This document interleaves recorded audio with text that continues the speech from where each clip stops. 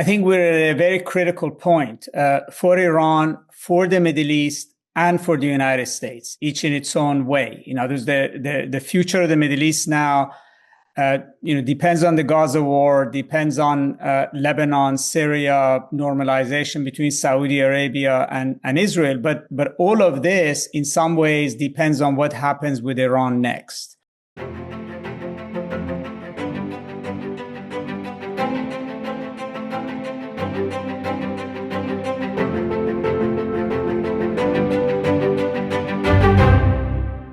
Vali Nasr is an Iranian-American scholar who has bridged the world of diplomacy, scholarship, and teaching. He knows well the country of his birth, Iran, and the country he adopted and lives and works in, the United States. The son of an Islamic scholar, he was born in Tehran, came to the U.S. with his family after the revolution in 1979, and received his Ph.D. from MIT in 1991. He is now professor of international affairs and Middle East studies at Johns Hopkins University's School of International Studies and continues to write about the Middle East. His books include The Shia Revival, Forces of Fortune, and The Dispensable Nation. His most recent, in 2025, is Iran's Grand Strategy, A Political History. We're in a moment where the possibility of war exists. We'll talk about war and what it means for the United States and Iran and the world. I'm pleased to have Vali Nasr here. Vali, thank you for doing this. It's a pleasure to see you again. Thank you. It's very good to be with you, Charlie. Tell me what the moment is that we're in with respect to Iran and with respect to Iran and the United States. I think we're at a very critical point for Iran, for the Middle East, and for the United States, each in its own way. There's the future of the Middle East now, depends on the Gaza war, depends on Lebanon, Syria, normalization between Saudi Arabia and Israel. But all of this, in some ways, depends on what happens with Iran next. Because it's a big country, it's been at the heart of the Middle East, it's been at the heart of a lot of the issues in the Middle East, and its fate could either calm the Middle East or it could actually explode the Middle East. It's a critical time for Iran because the Islamic Revolution and the Islamic Republic is now at an inflection point, both at war with Israel and the United States, super military powers with nuclear weapons, which are far stronger than Iran. And also, it's also suffering or confronting a massive rebellion by its own population, which is tired of the revolution and wants to move on. And it's also a critical point for the United States because the U.S. is at the edge of potentially entering into another major war in the Middle East, this time with a country that is far larger, potentially more lethal, that could not only define Trump's presidency, but also greatly impact the United States' agenda for confronting China, dealing with Europe, varieties of global issues. And so all of these strands are coming together at this point in time with the U.S. Armada, in the words of President Trump, having been arrayed in the Persian Gulf, ready to strike Iran. And we're holding our breath to see what comes next. And what will determine what comes next? I think largely it is the president of the United States because he escalated this situation into a near war. There was massive protests in Iran, but previously the United States had not weighed in to domestic issues in Iran militarily. It had condemned the regime. The United States has, with other countries, sanctioned authoritarian regimes that suppress their people. But the United States has not threatened to intervene, whether it's been in Eastern Europe, in Belarus, in Russia, in China, wherever else you've had this kind of a attempt by a population to change their government. But this time, the president said the United States military is locked and loaded, ready to rescue the Iranian protesters. And so he put the military issue on the table. And then he began to build forces in the Persian Gulf, and said that that the United States was looking for a change of leadership, potentially a regime change, and was considering different options about how to impede the Islamic Republic's ability to suppress the protests in Iran. Then, most recently, he's backed away from that reason for entangling the United States in a war with Iran. Did not mention the protesters in terms of social media that he wrote. Right. His latest social media basically said that now the military was there to coerce Iran into diplomacy, to sign a deal on its nuclear program, potentially missiles, proxies, but he made no mention of the protests. And so it looks like the president rushed into a very, very delicate situation by putting the issue of war on the table. He raised expectations that the United States was going to go to war with Iran over the protests.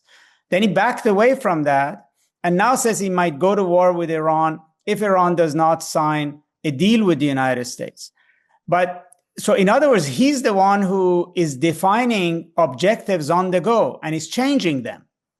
And he's the one who created an expectation of war with Iran over the past 2 weeks, and then now is considering whether he should do it or not do it. And the reasons why he would do it or not do it is also changing.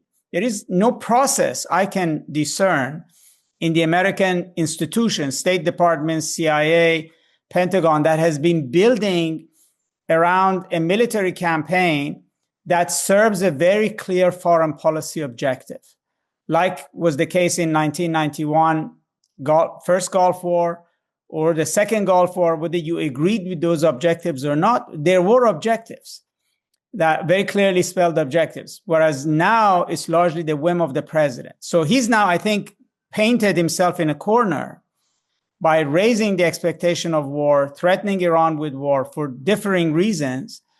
And now, if Iran does not sign a deal, or if he doesn't get his way, then he either has to follow through and go to war with Iran, or he has to back off, which has its own political costs for U.S. foreign policy.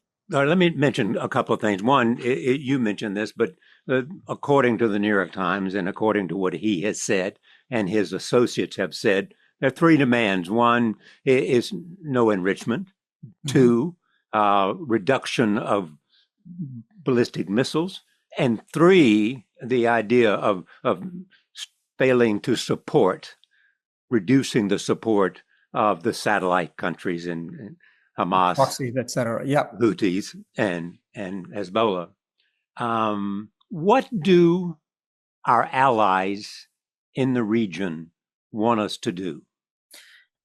They actually want us to arrive at an agreement with Iran. I mean, look, let me put it this way to you, Charlie. The president has outlined what he wants, but that doesn't mean he's willing to negotiate.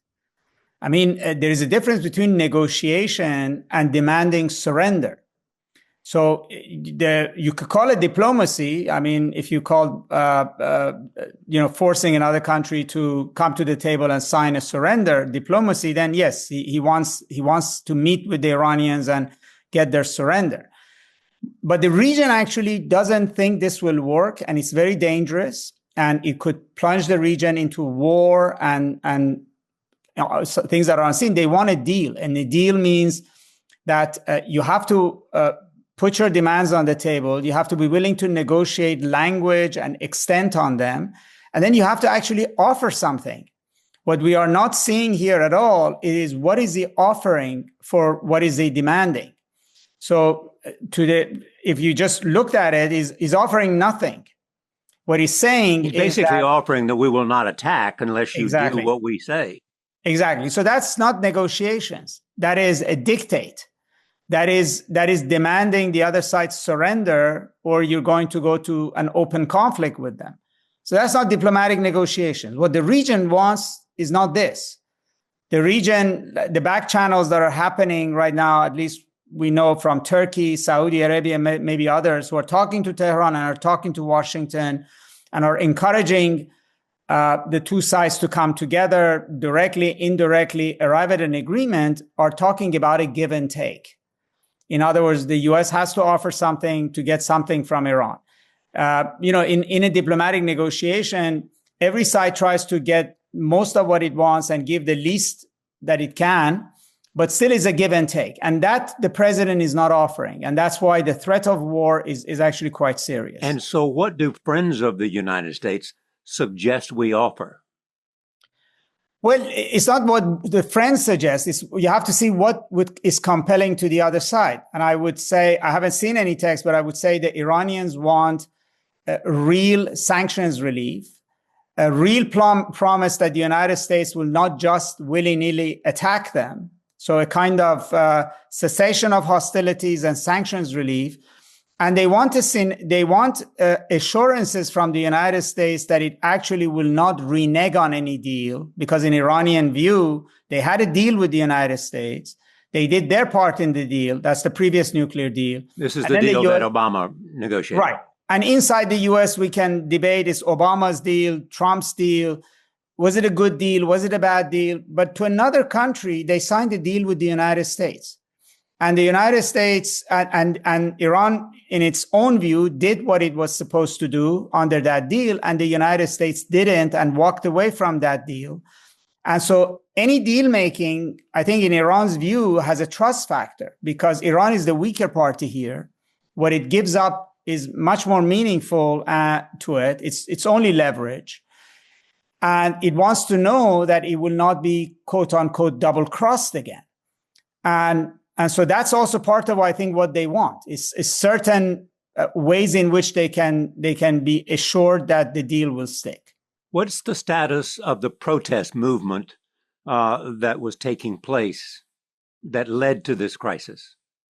The protests for now have died down. I mean, there was a massive outburst of public anger in the form of, probably hundreds of thousands of people going primarily about the economic condition of the country? Well, the economic conditions, which is actually partly because of mismanagement, corruption, partly it is a consequence of sanctions, maximum pressure sanctions. I mean, the United States imposed maximum pressure sanctions to squeeze Iran's economy to nothing. Secretary Pompeo, in the first term of Trump, said Iran has to choose between its policies and whether it wants to feed its people. And so it was very clear. There's now the sanctions have worked. Iran has become poor. The people are destitute.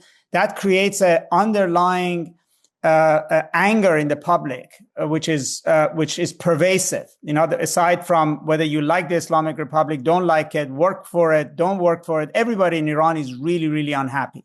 Now, that is the underlying factor. But in December, there was a precipitous collapse of the Iranian currency. And that spiked inflation more. And the first sort of wave of the protests were by merchants who decried the situation, ongoing inflation, damaging their businesses, absence of dollars, declining value of dollar. But very quickly, the protests became something much bigger. It became about regime change. It became where larger numbers came out, egged on by the exiled son of the Shah, and Trump saying we're locked and loaded to intervene. So now economic protests became regime threat protests. They spread to over 190 cities in Iran. The high point of it was January 8th and 9th. And then the Iranian regime decided that it was under attack by its own population. It was under attack by the United States and potentially Israel. And it saw these two things as connected together. And it decided to at least shut down one of these fronts of the war, which is the domestic one, over which it had control. And it did so brutally and with a great deal of bloodletting. But it worked in the sense that, first of all, President Trump did not intervene. There was no cavalry that came to rescue them. Even though he had said that one condition was that they not kill the protesters.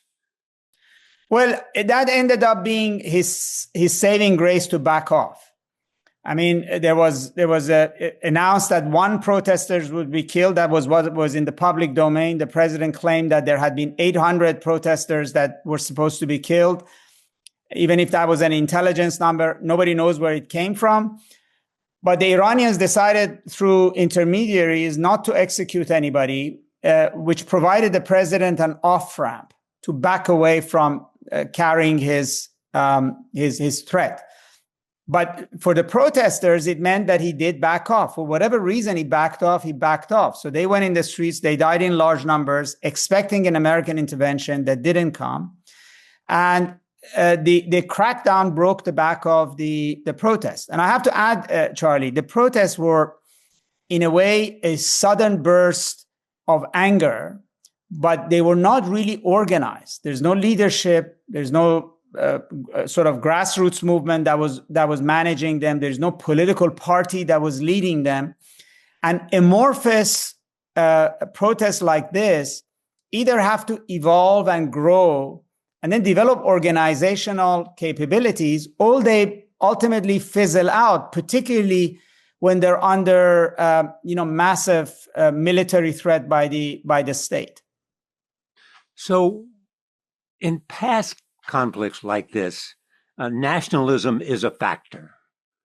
And so people will rally even though they have problems with the administration, if there's a protest. But if there's an outside force, they will rally behind the country. Right. And that, that's what happened in June when Israel attacked Iran. Israel expected that, given that Iran had gone through a wave of protest over the hijab issue just a short while before the war, that the Iranian public would rise in rebellion.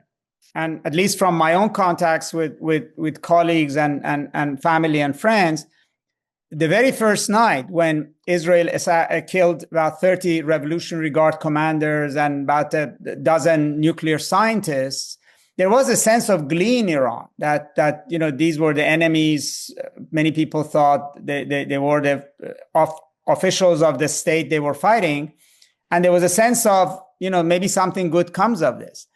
But the next morning, when they saw the damage that had happened, the collateral damage, the number of apartment buildings damaged, how many additional people had been killed for every Revolutionary Guard commander that had been killed, the mood began to change. And it was not sympathy for the Islamic Republic.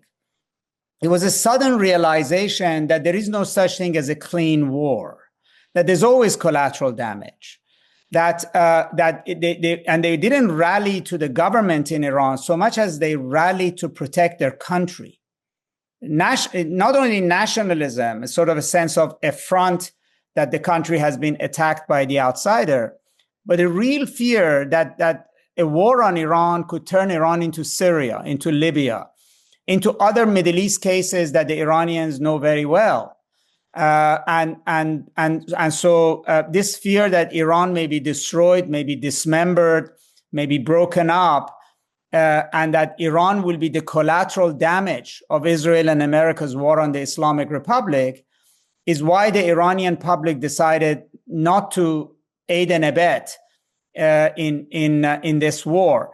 Now, if America attacks again, nobody knows how the Iranian public would react, given the brutality they just have suffered over the past 2 weeks. I think some of it will depend on what is the nature of the attack.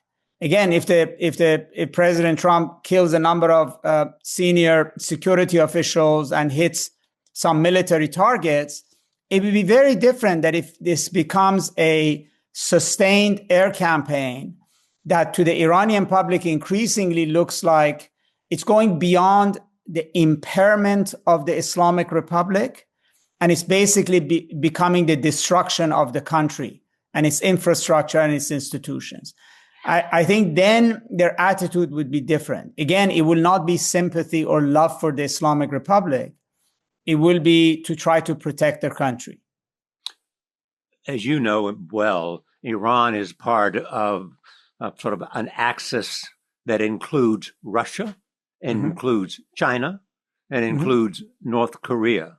Where does China and where does Russia stand because we know they didn't do anything when Syria was kicking out Assad. Well, there's always an expectation that they can do a lot. And maybe a lot of Iranians also have an expectation that they can do a lot. But in reality, no country can give Iran the kind of support, let's say, that America gives to Israel.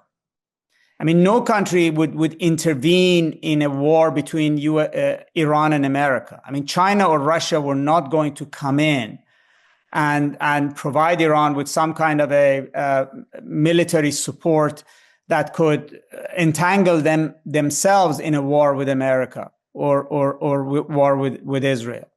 Secondly, yes, they could have provided Iran with war material, but not right in the thick of the war. I mean, air defense systems or jet fighters, even if they decided to give these to Iran, would not have been able to be put in place in a way that they would be effective when Iran is in the middle of the war or already happening.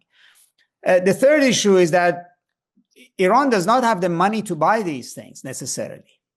And so, advanced Chinese air defense systems or the kind of jet fighters that China has given Pakistan or advanced Russian air defense systems, these are expensive systems. And Iran does not have the financial means to buy these. And Iran has not been willing to accept debt from these countries in a way that would allow it to buy these things. And finally, I think China and Russia are also reluctant to give Iran weaponry that it could use against the United States, because then they would be implicated in this. Just like the fact that Iran, by giving missiles to Russia that it would use in Ukraine, has brought upon Iran the wrath of the European Union. And so it's different giving advanced weapons to Pakistan to fight against India. It's a completely different proposition to give Iran advanced weapons that it could use against the United States. And even so I think they are giving Iran some assistance, some perhaps financial assistance, some technology behind the scenes. There have been rumors that the Chinese very quickly supplied Iran with solid fuel for its missiles after the June war. But I think Iranians realize that in confronting the United States and Israel, they're alone. They're alone in the sense that there is no source of support for them comparable to what Israel enjoys in form of source of support from the United States, or there's no source of support that would allow them to sustain themselves in a war with the United States. And that's part of the dilemma of the Islamic Republic today. Where would the United Arab Emirates and Saudi Arabia be if there is a war between the United States and Iran? I think their strategy right now is to try to make sure that Iran doesn't target them directly.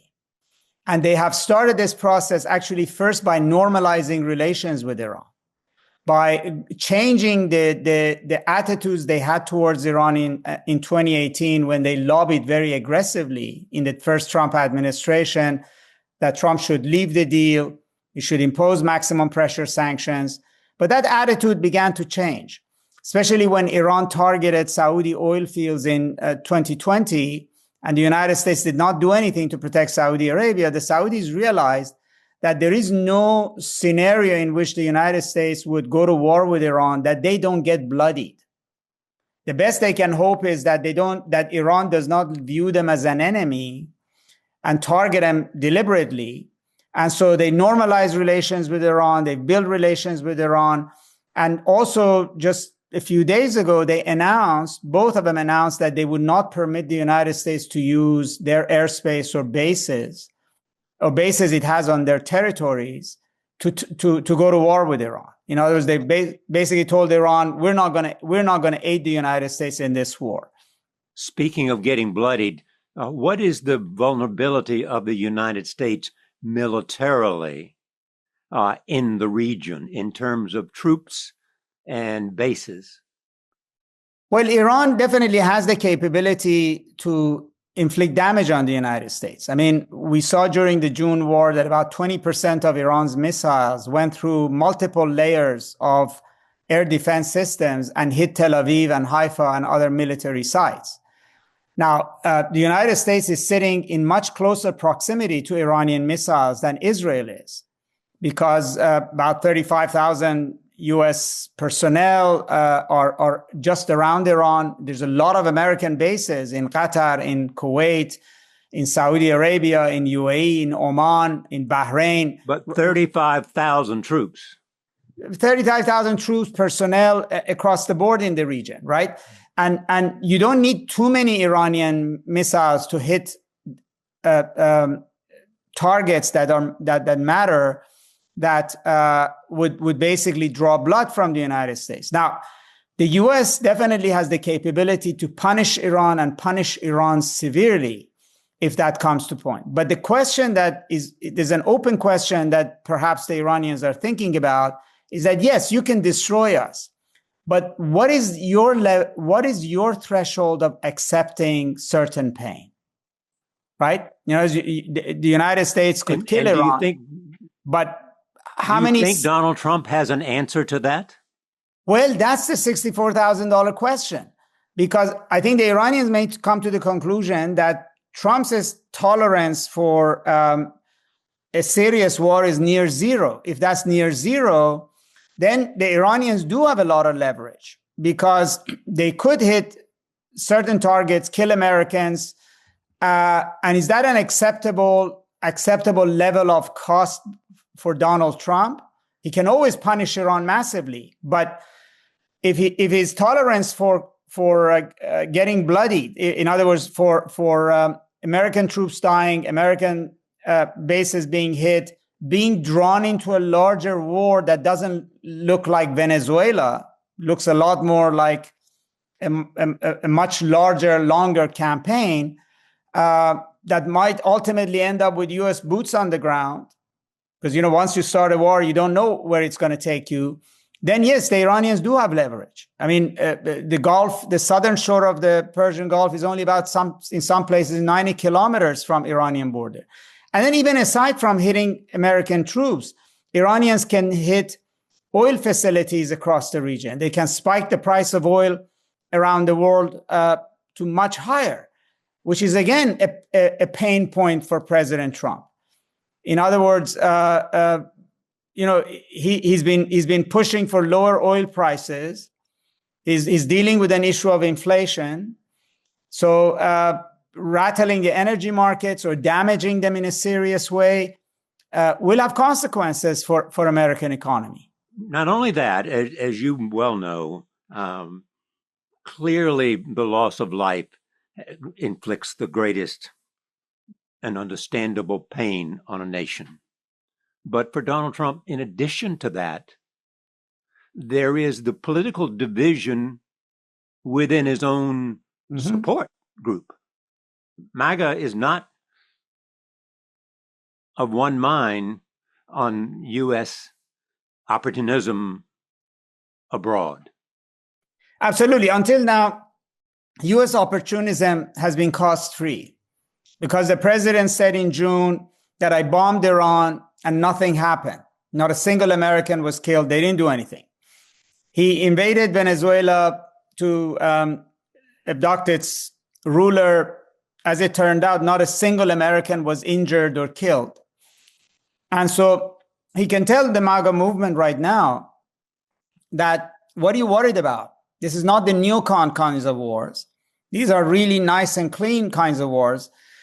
But that, I think, gives Iran every incentive this time to not make it easy for Donald Trump domestically. I mean, they very well understand the MAGA dynamics. I mean, Tucker Carlson and, you know, Marjorie Taylor Greene and, you know, these sort of anti-war MAGA leaders are very well known to the Iranians and are quite popular for that reason. And I think if Iranians in their own mind, obviously, I don't know how well they know America, but sitting in Tehran, they basically would calculate that Donald Trump's Achilles heels is domestic oil prices and body bags. And, that's what they're threatening him with. That's what they're telling the Arabs, that that's what their foreign minister said. Our finger is on the trigger. Our military will defend itself. This is not going to be like when you killed General Soleimani or when you bombed Fordo, the Iranian nuclear site. You were in and out, and that was it. Well, we were in and out, but Iran's answer was symbolic, right? Exactly. Iran did not actually try to kill Americans. I mean, they might have died anyways, but they didn't try to do that. And so they are trying to get this message out that this time will be different.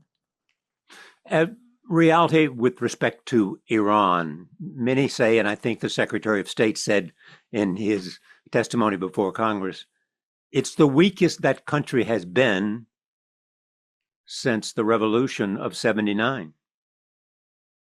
Yes, I mean it's the weakest largely because it's the ground under it inside Iran is now soft and giving way. Although, if you go back to the 80s and after the Iran-Iraq war, etc., the Islamic Republic was militarily and regionally weaker than it is today. But in 2003, when George Bush went into Iraq, he thought that Iraq would take 2 weeks and then Iran would take another month and they would get rid of the Islamic Republic as well. Iran didn't have the missiles it has. It didn't have a nuclear program. But what it had was a lot more support of its people. So it's weakest not because is not able to launch missiles or drones at the United States. It's weak because of the tumult inside Iran. But it's always very, very dangerous. I think at this moment, it's important to point that out, Charlie. It's very dangerous to overread the weakness of your adversary. And also, weak governments with their backs against the wall are more dangerous and unpredictable than actors that don't feel that sense of vulnerability. So this makes this. I mean, I fear that the U.S. may be overestimating how easy this might be, how weak the regime is, and it might be underestimating how unpredictable and dangerous a regime that feels its back is to the wall might be in responding to a military attack. The Shah's son, is he a factor? Well, he was definitely he's a factor on two fronts. One is he's been a factor in galvanizing Iranians outside of the country and galvanizing public opinion through media outside around the fact that the Islamic Republic is weak, is about to fall, and he's ready to take over. He was also a factor in calling out to Iranians to come out on January 8th and 9th. In other words, the surge in the protests and the turn of the protest away from just economic protests to being much more regime change protests. But I think it's difficult to see him as the leader who's going to carry Iran through this period because he doesn't have a ground game in Iran. He hasn't been in the country for 50 years. He doesn't have a political organization. He has no connection to political or civil society groups inside Iran. In fact, his attitude towards them is quite hostile towards political prisoners, civil society groups, because he wants to assert himself as the singular leader.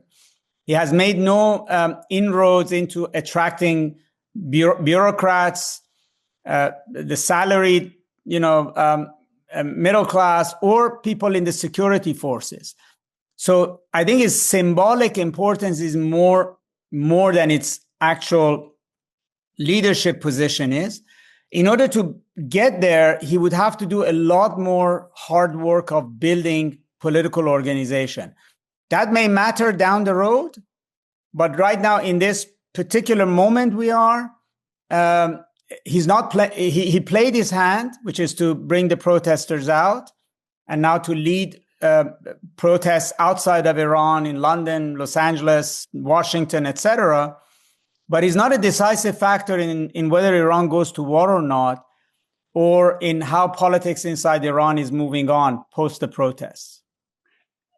Is there someone within the present administration that could succeed the Ayatollah and provide some stability? I mean, the Speaker of the Parliament, or you see various names mentioned. It might be, and it might be some names we know and some names we don't know. I mean, when Deng Xiaoping or Boris Yeltsin were emerging, they were not household names in the U.S. And they came out of the belly of the beast, if you would. So one best case scenario for Iran is that a faction of the Islamic Republic will basically say, enough is enough, we need to go in a different direction, and would take control. It's difficult take control, in Iran. Meaning they would say to the Ayatollah, you're no longer in power. Well, they would say that's going to be difficult. You know, a coup in Iran of that sort is difficult. That's why I'm saying that, that's the best case scenario, but it doesn't mean that it's going to easily happen. Partly is because the Ayatollah is a very towering figure, and the power structure in Iran is pretty diffuse. In other words, there are multiple power centers among the clerics, multiple power centers within the IRGC, within the economic leadership and business class, within the political leadership. And so somebody who's capable of bringing all of this together, create a coalition, in the direction, in a direction forward, would have to probably be once the supreme leader is not there. And even then, it's not going to be an easy task.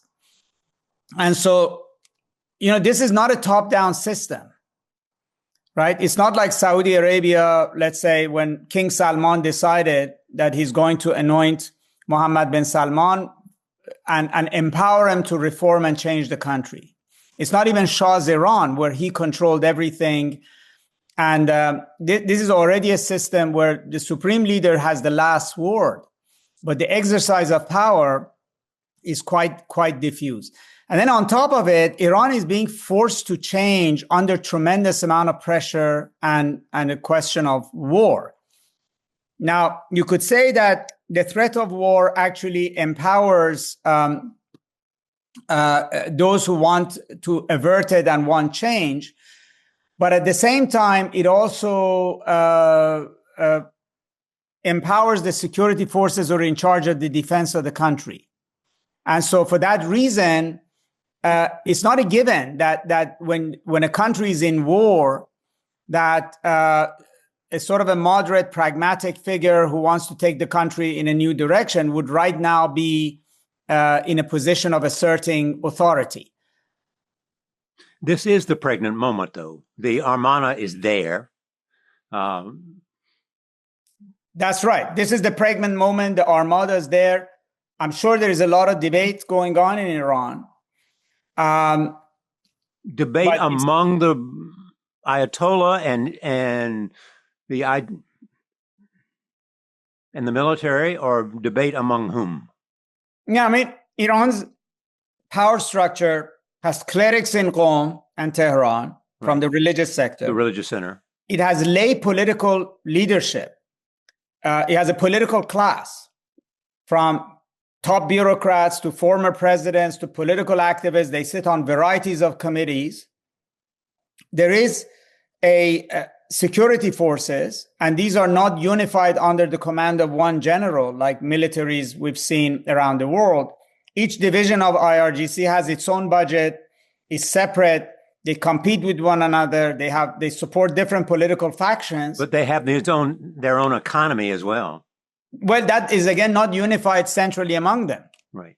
That economy is also, there are different former IRGC commanders who have different kinds of relationships with business people, sometimes rival one another. And also the intrusion of IRGC into the Iran's economy is not always easily, it's not directed necessarily centrally. You cannot point to a single IRGC economic command here. And so Iran is a sort of a very diffuse political structure. So in a way, the supreme leader keeps all of this together, but at the same time, he acts more like setting the grand goals for the country and then building consensus. But a lot of operational running of things is not done by him per se. It is managed through a very chaotic, interlaced situation. Do you think a year from now there will be an Islamic Republic? It all depends on this Islamic Republic. No, I think it all depends on this war. Given the ferocity of the crackdown, without outside intervention changing the balance of power, the balance of power right now rests with the state, not with the people. They were not able to sustain a protest in order to overwhelm the system. And who knows when the protesters would return and in what form, and what their anger and sorrow and despondency, what direction it takes. But it should say, let me interrupt you, you should say that this protest was different from the previous protest, or not? Yes, it was. It was different, and in the sense of the anger that it showed, the how quickly it spread, how far it spread across Iran, was very key. But also the outcome is very different, because the level of bloodletting, not only in the number of people who were killed, the number of people who were actually injured and injured severely in this protest, the willingness of the state to use the kind of violence and open warfare on the population. It is said that there were somewhere between 5,000 and 30,000 were killed. Well, I mean, the numbers vary all over the place. I can only go by numbers that have been verified, which is in the 6,000 range. But even if you just took that number, that is worse than anything Iran has experienced in a very, very long time. But the problem is, the point is that as time goes on, even if people begin to believe in the larger numbers, that itself becomes political fact. In other words, if people begin to believe inside Iran, outside Iran, that 20,000 people were killed, 30,000 people were killed, even if that's not the number, those numbers themselves become political fact. Because if Iranian population believes that that's the number, that would shape their attitudes towards the regime for a very long time. And then, as I said, Charlie, it's not just how many were killed, it's how many were maimed and injured. So the number of Iranian families who are entangled in these protests, including those who have not been injured but have been arrested, is quite large. It's more than the families who are grieving for family members who were killed. It's very large. So that's one side of it. So I think the protest also changed both Iranian society and the state. So both of them went through this transformed, one by the violence that it showed, and the other one by the violence it suffered. This is an important point. Let me underline it. It changed both the society and the state. Yes, because if a state that goes through this process of this kind of a killing, its perception of itself, its perception of power, and its perception of its public changes. You cannot get over this moment easily. And it changed the state in the same way, in a sense. In the sense that the security forces, the political elite, now that they made a decision and they went through killing and maiming and injuring so many people by using machine guns, open warfare, characterize them not as just being infiltrated by outside forces, but actually being on the service of outside forces or being Israeli-American agents. Its approach to governance changes. Its approach to its public changes. Its discourse with its public changes. And this is not unique in Iran. We've seen it in other countries as well. And similarly, and also then the institutional changes that will happen inside the system will be impacted by what happened. Who gets empowered? What institutions are created? How you handle, exercise of power? Who will be purged and who will stay in? These will all be decided by what the state did. And on the obverse side, the Iranian public has been massively traumatized. It's already had been traumatized by war in June, by economic strangulation by the sanctions. And now for people to face machine guns, to see the number of people killed, the number of people who've been injured, that kind of a battering is also going to be transformative. Right now, what I see talking to people in Iran, that Iranians are shocked or sad. There's a sort of sense of despondency and are at a loss. In other words, about where do they go, where their country goes. And then they're also facing potential for a war to come as well. And I think that gradually will also change their attitudes too about going forward. So the Islamic Republic is already changed in a massive way, not in the kind of way that we imagine, but it's already changed in a massive way. But is a state that was capable of using this kind of a violence effectively? In other words, the protests were shut down with this kind of exercise of violence, is not going to readily hand over power. People are hoping that he would make concessions. There's no evidence of it. And at the foreseeable future, there is not enough political organization or muscle among the people, or even willingness to come out in the same numbers to say that in a year's time, they will be just simply toppled, unless something else happens, right? Some other dynamic happens here. So the ball is in whose court? I think it's up in the air. Right now, obviously, the regime in Iran is at a moment of facing a war with the United States. So that's deciding everything, right? Their survival, in their view, the survival of Iran, the future of Iran, everything hangs in the balance. So this is not a time when there's a lot of meetings going on about what do we do with the people, or how do we lick our wounds, or how do we heal the situation. I think everything is about the war. So either the war will happen, which will be the next very, very big thing after these protests, and it would be the war rather than the protests who's going to decide the step after, or the war will not come. And if the war does not come, I think we have to see how the Iranian state and the Iranian public basically internalize and move forward from this moment, right?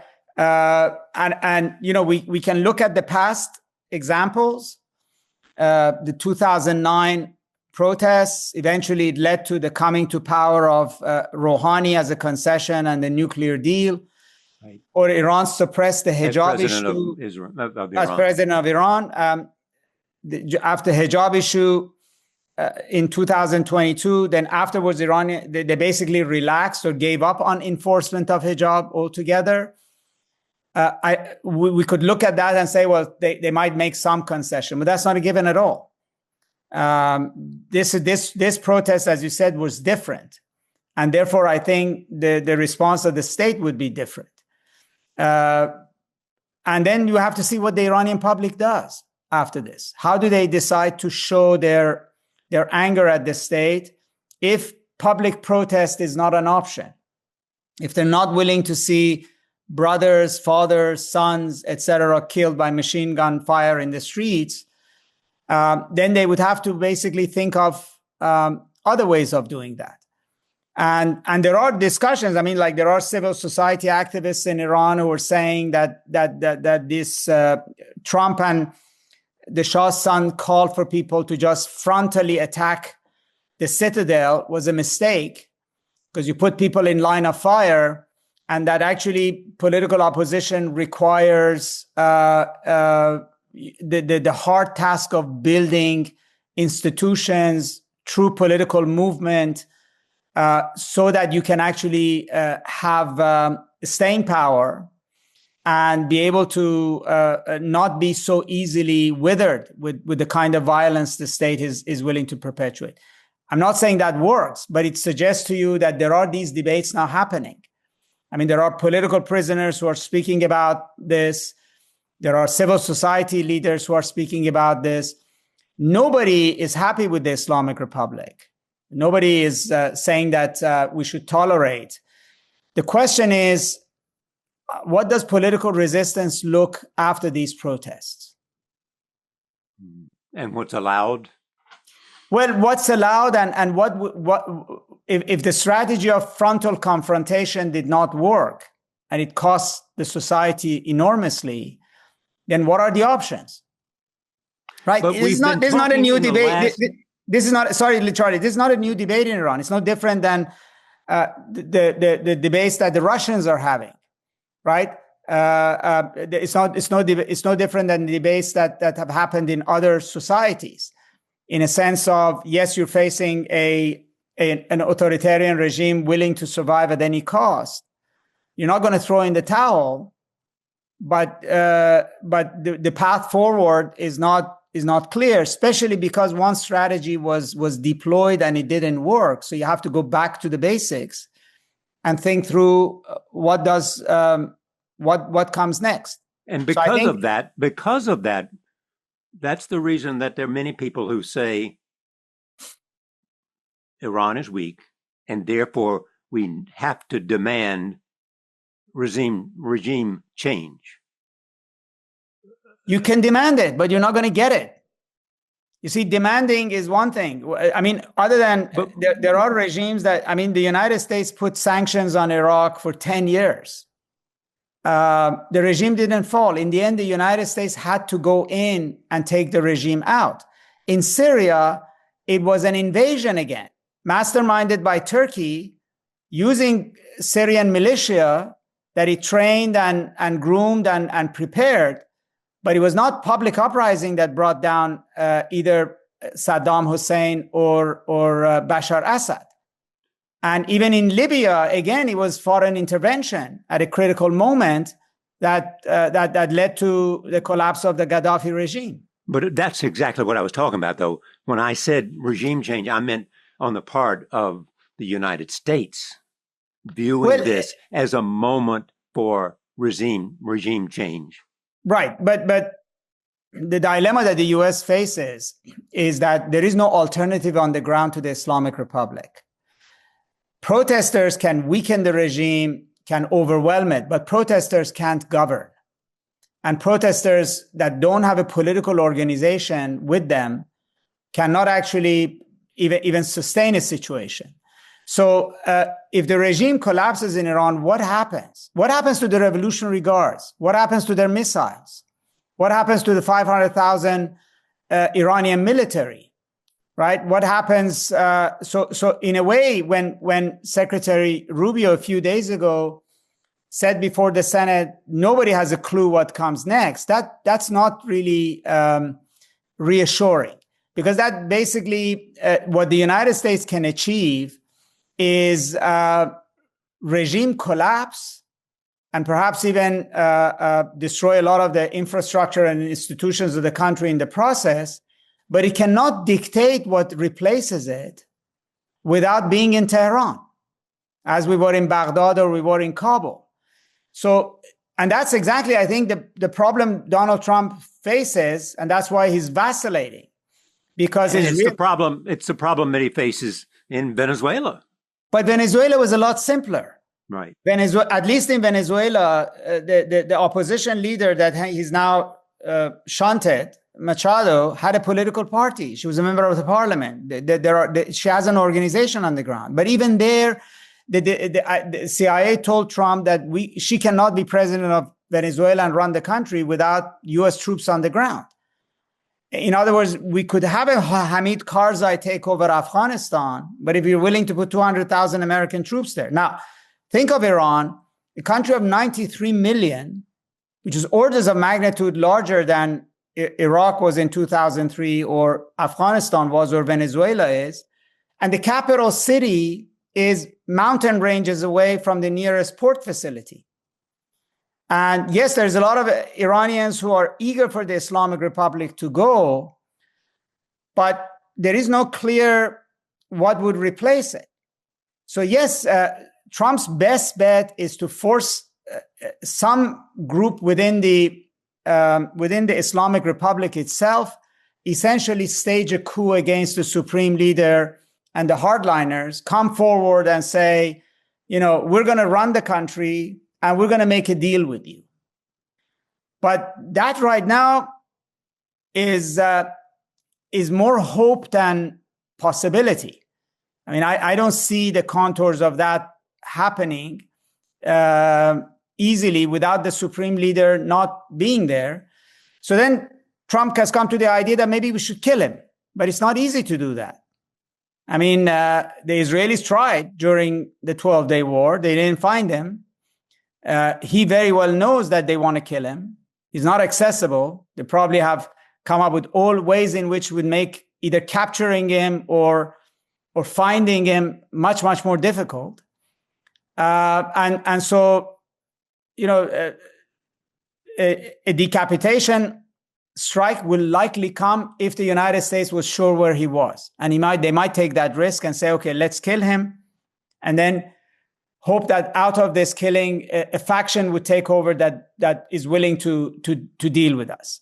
But I think increasingly the administration has come to the conclusion that this is a rosy plan, the chances of which happening in a straightforward way are not there.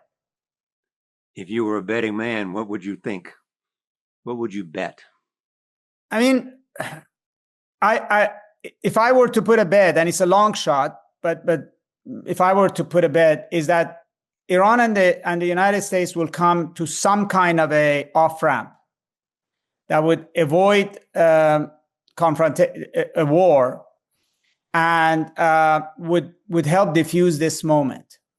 And then the ball is in both of their courts, whether they take that and try to build a more sustained deal around the nuclear issue, missiles, proxies, that actually mean fundamentally cessation of hostilities.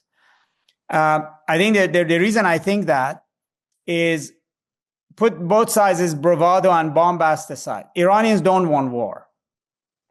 That's the last thing they want, is a war with the world's sole superpower that if it breaks out in earnest, they cannot control, and it could devastate Iran and the regime.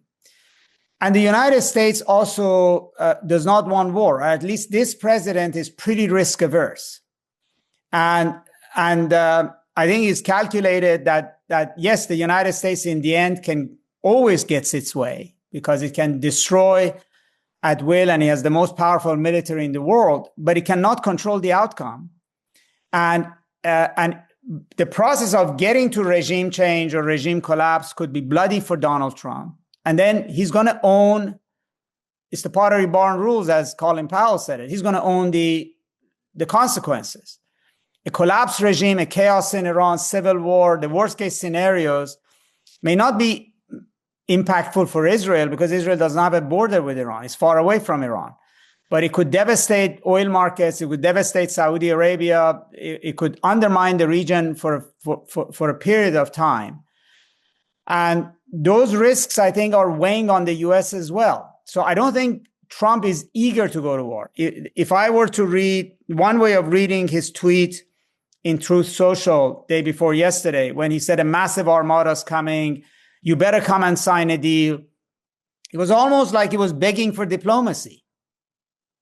Like he was giving ultimatums, but the weight of that tweet was on trying to persuade the Iranians by threatening them to sign a deal to avert war. So this sense that both sides really don't want war is probably why I would think that they are both looking, if they can find it, they are looking for a credible off-ramp that allows them to back away from this moment of confrontation. Thank you so much. It's good being with you. Thank you. It's a pleasure to see you again. And you said a lot of things that I think a lot of people who are looking at this and don't quite understand exactly the moment we're in, and you've helped. Join me, become a subscriber to Charlie Rose Global Conversations, and make it a better experience. Click this link to subscribe.